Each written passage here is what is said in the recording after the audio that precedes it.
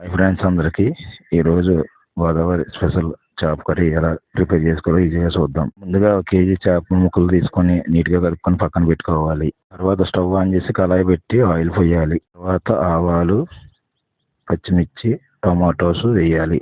తర్వాత సాల్ట్ వేసి కొంచెం మగ్గనివ్వాలి. తర్వాత ముందుగా ప్రిపేర్ చేసి పెట్టుకున్న ఉల్లిపాయ జ్యూసు, అల్లం వెల్లుల్లి పేస్ట్ వేయాలి. కాసేపు మళ్ళీ మగ్గనిచ్చి పసుపు వేయాలి. తర్వాత కొత్తిమీర వేయాలి. తర్వాత మనం ముందుగా కడిగి పెట్టుకున్న చేప ముక్కలు వేయాలి. వేసిన తర్వాత పైన కారం, మసాలా వేయాలి.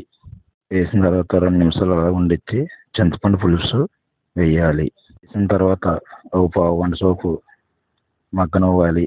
మగ్గనిచ్చిన తర్వాత కొత్తిమీర జల్లి రెడీ చేసుకున్నట్టు అయితే అయిపోయినట్టే.